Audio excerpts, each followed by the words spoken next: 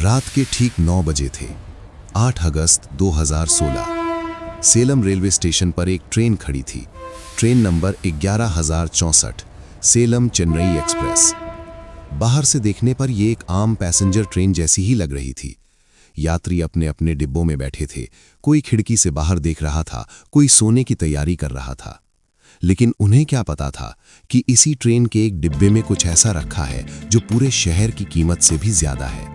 342 करोड़ रुपए नकद, 226 लकड़ी के बक्सों में, हर बक्से पर सरकारी मुहर, हर बक्सा सील्ड, और अगले डिब्बे में 15 हथियारबंद पुलिसकर्मी पहरा दे रहे थे। सब कुछ सुरक्षित था, या फिर ऐसा लगता था। ये पैसे कोई साधारण पैसे नहीं थे। ये पुराने नोट थे, 500 रुपए के, 2005 से पहले के, फटे हुए, गंदे, मैले। बैंकिंग की भाषा में इन्हें कहते हैं सॉइल्ड करेंसी। वो नोट जो अब बाजार में नहीं चल सकते। इन्हें चेन्नई में रिजर्व बैंक ऑफ इंडिया ले जाया जा रहा था ताकि इन्हें नष्ट किया जा सके। लेकिन ये नोटें अभी भी वैध थीं। इनका इस्तेमाल किया जा सकता था, और यही बात इन्हें खतरनाक बनाती थी, बहुत खतरनाक। रात के 9:30 बजे ट्रेन धीरे धीरे प्लेटफॉर्म से आगे बढ़ी। पहिए घूमने लगे, इंजन की आवाज तेज हो गई, और ट्रेन अंधेरी रात में अपना सफर शुरू कर चुकी थी। 350 किलोमीटर का सफर, सेलम से चेन्नई तक। अगले डिब्बे में 15 आरपीएफ के जवान अलर्ट पर बैठे थे, हथियारबंद, सतर्क। उन्हें पूरा विश्वास था कि सब कुछ उनके कंट्रोल में है, लेकिन वे नहीं जानते थे कि कुछ लोग इस ट्रेन का पीछा कर रहे हैं। लोग जो महीनों से इस दिन का इंतजार कर रहे थे। लोग जिन्हें हर चीज की जानकारी थी, किस डिब्बे में पैसे हैं, कौन से बक्से में कितनी रकम है, कहां पुलिस है, और सबसे खतरनाक बात, कहां कमजोरी है। ट्रेन तेजी से आगे बढ़ती रही। सेलम पीछे छूट गया। स्टेशन आते गए और पीछे छूटते गए।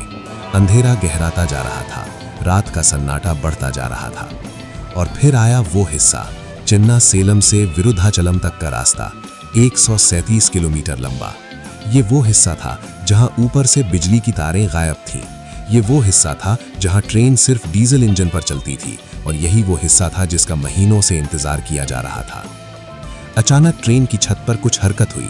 अंधेरे में 6 से 8 परछाइयां उभरी, चेहरे ढके हुए, कपड़े साधारण, लेकिन हाथों में औजार, गैस कटर, ड्रिल मशीन, रस्सियां, कपड़े के बड़े बड़े बैग। वे सब पहले से तैयार थे, हर मूवमेंट कैलकुलेटेड, हर स्टेप प्लान्ड। ये कोई पहली बार नहीं कर रहे थे। इनकी हर हरकत में आत्मविश्वास था, खतरे को चैलेंज करने वाला आत्मविश्वास। वे सीधे उस डिब्बे की छत पर पहुंचे जहां पैसे थे।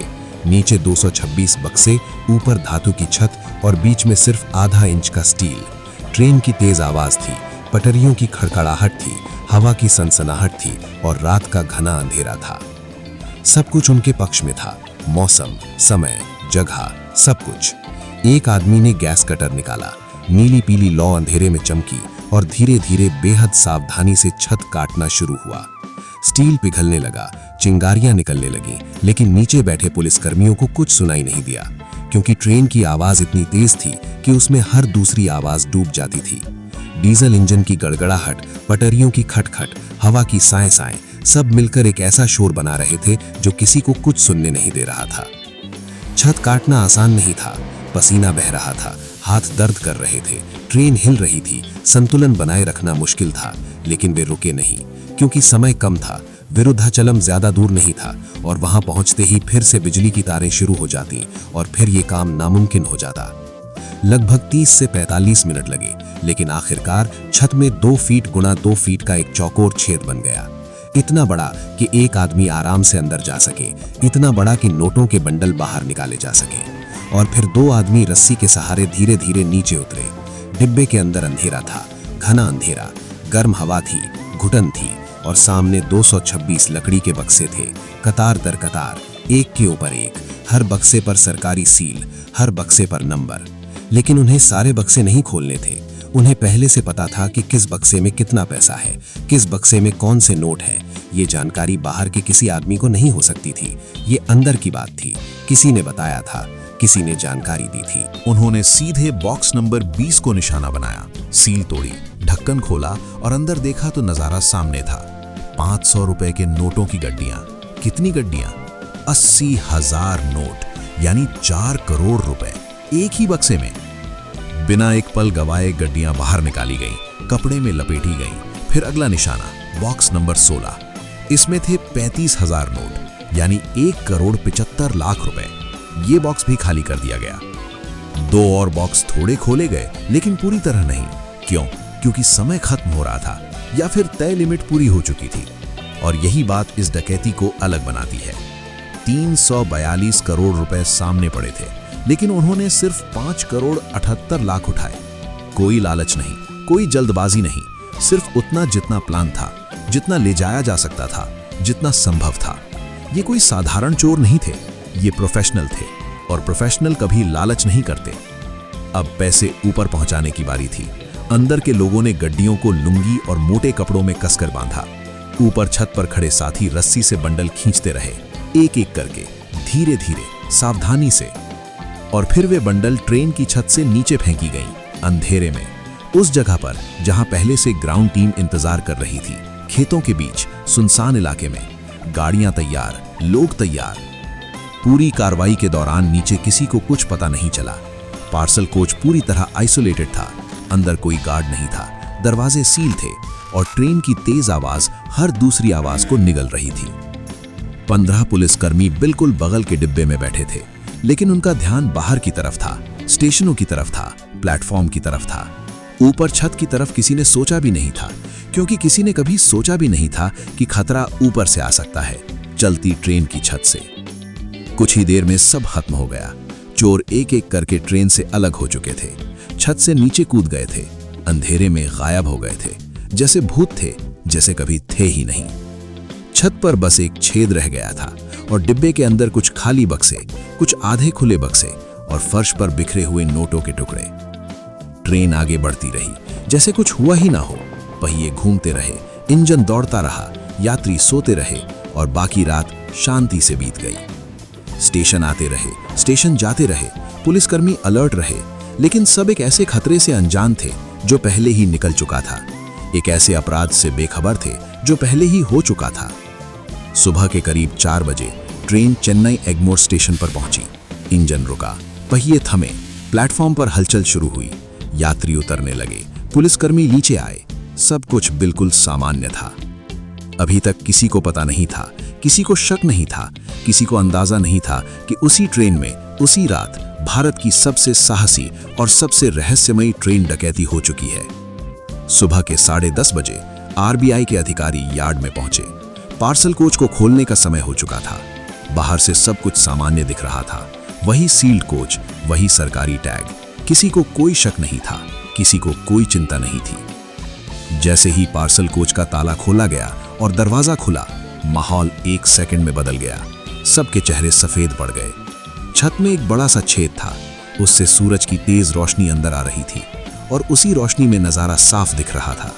फर्श पर बिखरे हुए नोट, कुछ बक्सों के ढक्कन टूटे हुए, कुछ आधे खुले, कुछ पूरी तरह खाली। कुछ पल तक किसी ने कुछ नहीं कहा, किसी की आवाज नहीं निकली, सब बस देखते रहे। यकीन नहीं हो रहा था, ये कैसे हो सकता है, चलती ट्रेन में, पुलिस की मौजूदगी में, सील्ड डिब्बे से। लेकिन ये हो चुका था, और अब इसे छिपाया नहीं जा सकता था। तुरंत ऊपर के अधिकारियों को फोन किया गया, पुलिस को अलर्ट किया गया, यार्ड सील कर दिया गया, ट्रेन को आगे ले जाने की मनाही कर दी गई, और फिर शुरू हुई गिनती। 4 बक्सों के साथ छेड़छाड़ हुई थी, 2 पूरी तरह खाली, 2 आंशिक रूप से खुले, और जब अंतिम आंकड़ा सामने आया तो किसी को यकीन नहीं हुआ। 5,75,00,000 से 5,78,00,000 रुपए गायब। नकद, पुराने नोट, लेकिन वैध, इस्तेमाल में आने लायक। अब ये सिर्फ चोरी का मामला नहीं रह गया था, ये राष्ट्रीय सुरक्षा का सवाल बन चुका था, ये भारतीय रेल की प्रतिष्ठा का सवाल था, ये सिस्टम की विफलता का सबूत था। कुछ ही घंटों में फॉरेंसिक टीम यार्ड में पहुंची। पूरे डिब्बे की जांच शुरू हुई। छत के छेद से सैंपल लिए गए, काटे गए धातु के टुकड़ों को जांचा गया, बक्सों के ढक्कनों से फिंगरप्रिंट्स उठाए गए, फर्श से, दीवारों से, हर जगह से। और फिर कुछ ऐसा मिला जिसने उम्मीद जगाई। 4 अलग अलग फिंगरप्रिंट्स, साफ, स्पष्ट, और एक कोने में खून का छोटा सा धब्बा। खून। किसी को चोट लगी थी, शायद गैस कटर से, शायद छत काटते वक्त, या फिर जल्दबाजी में बक्से खोलते वक्त। ये खून का निशान बहुत कुछ बता रहा था। ये साबित कर रहा था कि ये कोई परफेक्ट क्राइम नहीं था, गलती हुई थी, सबूत छूट गया था। फॉरेंसिक टीम ने उम्मीद से वो सैंपल लिया। फिंगरप्रिंट्स को डेटाबेस में फीड किया गया। खून के सैंपल को जांच के लिए भेजा गया। अब बस इंतजार था, इंतजार की कोई मैच मिले, कोई नाम सामने आए। लेकिन जब नतीजा आया तो निराशा हाथ लगी। कोई मैच नहीं, न फिंगरप्रिंट्स का, न ब्लड सैंपल का। जैसे ये लोग सिस्टम में कभी मौजूद ही ना रहे हों, जैसे ये भूत थे जो आए और गायब हो गए। जांच शुरू हुई। रेलवे पुलिस ने केस रजिस्टर किया। आरपीएफ ने अपनी टीम लगाई। तमिलनाडु पुलिस भी शामिल हुई। 7 अलग-अलग स्पेशल टीमें बनाई गईं। हर टीम को अलग एंगल दिया गया। पहली टीम फॉरेंसिक्स पर काम कर रही थी, दूसरी सीसीटीवी फुटेज खंगाल रही थी, तीसरी लोकल इंटेलिजेंस से बात कर रही थी, चौथी क्रिमिनल हिस्ट्री चेक कर रही थी। हर कोई अपने अपने तरीके से सुराग ढूंढ रहा था। लेकिन कुछ महीनों के भीतर ही सारी लीड्स सूखने लगी। सीसीटीवी में कुछ खास नहीं मिला। हर स्टेशन पर संदिग्ध चेहरे या तो कैमरे से मुड़े हुए थे या कपड़ों से ढके हुए थे। और जिस इलाके में असली वारदात हुई थी वो इतना सुनसान था कि वहां रात के वक्त कोई गवाह था ही नहीं। पहले साल में जांच 3 बड़ी थ्योरीज के इर्द गिर्द घूमती रही। पहली थ्योरी, इनसाइड जॉब।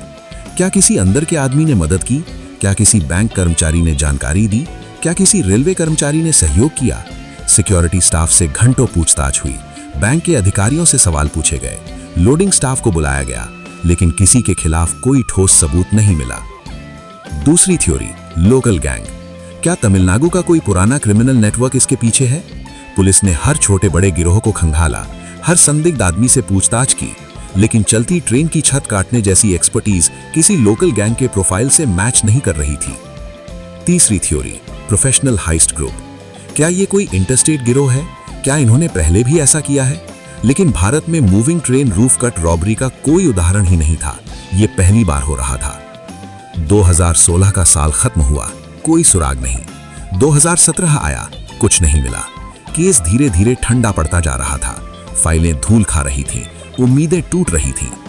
तभी 11 अगस्त 2016 को एक बड़ा फैसला लिया गया।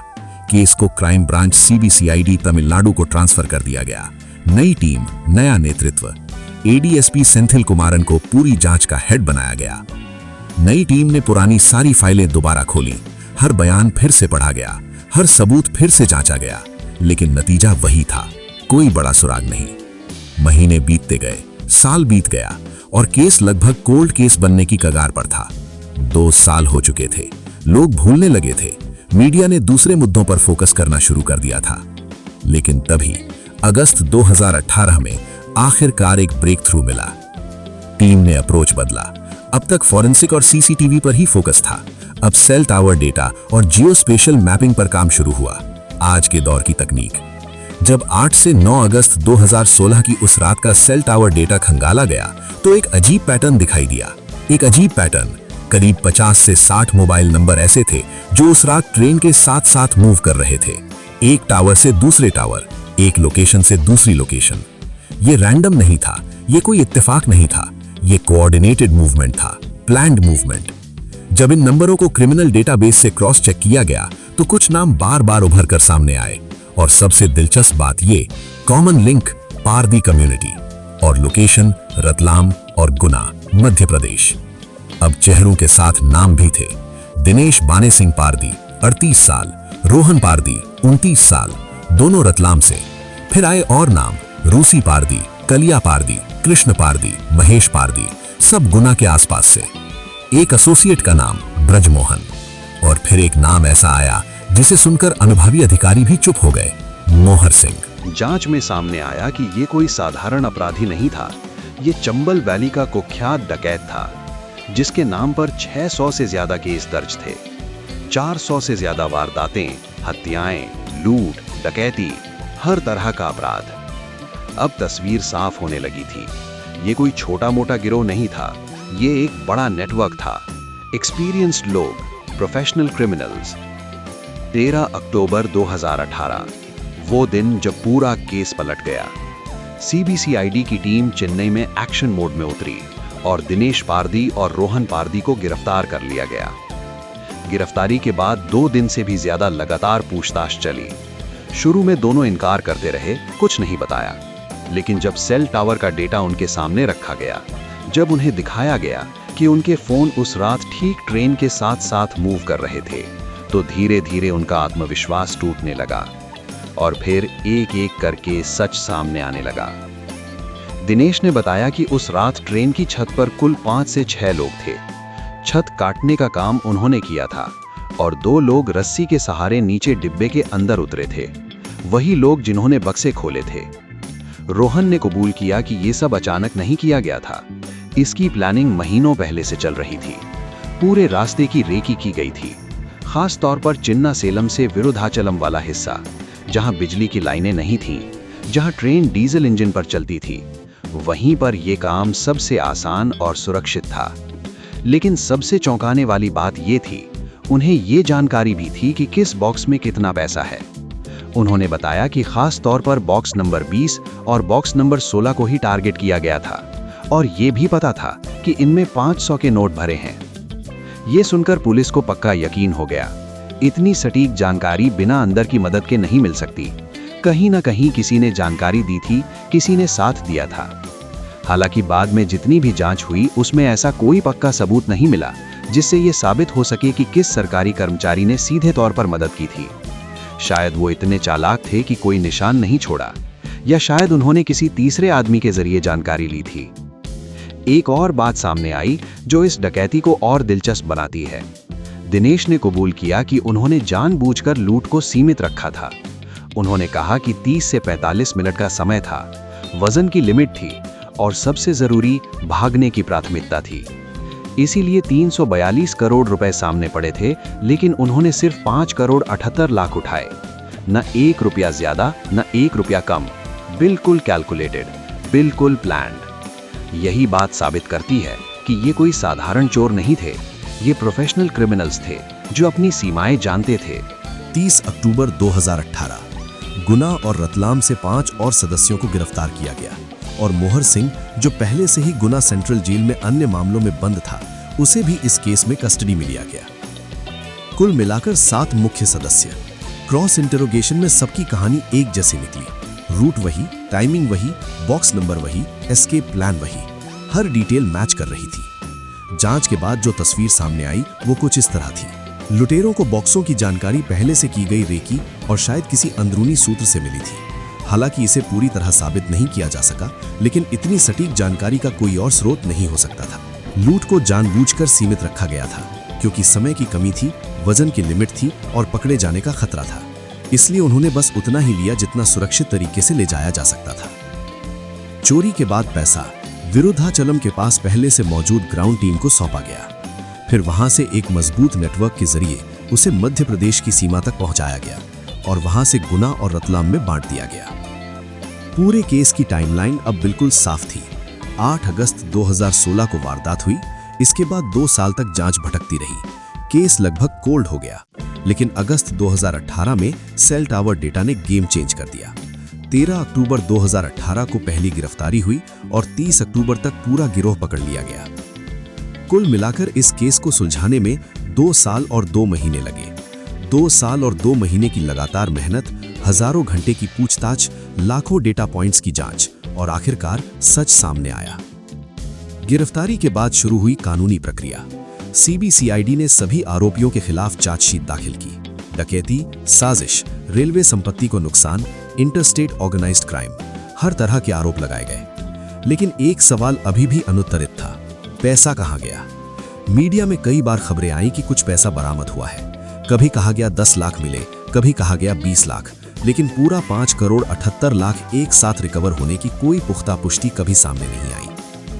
कैश बेस्ड होने की वजह से, सॉइल्ड नोट्स होने की वजह से और इतने लंबे समय बीत जाने की वजह से पैसों की ट्रेल टूटती चली गई। कुछ पैसा शायद खर्च हो गया, कुछ छिपा दिया गया, कुछ बांट दिया गया। यही कारण है कि आज भी ये सवाल जिंदा है, वो 5 करोड़ 78 लाख रुपए आखिर कहां गए? क्या वो कभी मिलेंगे या हमेशा के लिए गायब हो गए? इस पूरे हादसे के बाद रेलवे और आरबीआई दोनों ने अपनी सुरक्षा व्यवस्था पर गंभीरता से विचार किया। हाई वैल्यू कैश ट्रांसपोर्ट के लिए नए नियम बनाए गए। अब कई मामलों में कोच के अंदर भी आर्म्ड गार्ड तैनात किए जाते हैं। सीलिंग को और मजबूत किया गया है। जहां संभव हो वहां सीसीटीवी कैमरे लगाए गए हैं और कुछ खास कंसाइनमेंट्स पर जीपीएस ट्रैकिंग भी लगाई जाती है। ट्रेन रूट्स की रिस्क मैपिंग की जाने लगी। खासकर नॉन इलेक्ट्रिफाइड हिस्सों पर ज्यादा सतर्कता बरती जाती है और कैश हैंडओवर की सख्त जांच होती है। ये सब बदलाव इसी केस की सीख से निकले हैं, क्योंकि कभी-कभी एक हादसा पूरे सिस्टम को बदल देता है। लेकिन इन सब के बीच एक बात बिल्कुल साफ है, ये केस हमें सिखाता है कि कोई भी अपराध परफेक्ट नहीं होता। समय लग सकता है, जांच भटक सकती है, केस ठंडा पड़ सकता है, लेकिन जब तकनीक, धैर्य और सही तालमेल मिल जाए तो सबसे चालाक अपराध भी आखिरकार बेनकाब हो जाता है। चाहे 2 साल लगे, चाहे 10 साल, सच एक दिन सामने आता ही है। ये थी कहानी भारतीय रेल की सबसे रहस्यमय ट्रेन डकैती की। 342 करोड़ रुपए की ट्रेन, 5 करोड़ 78 लाख की चोरी, 2 साल की जांच और आखिरकार 7 लोगों की गिरफ्तारी। एक ऐसा केस जो साबित करता है कि अपराध कितना भी शातिर क्यों ना हो, अपराधी कितने भी चालाक क्यों ना हो, अंत में न्याय की ही जीत होती है।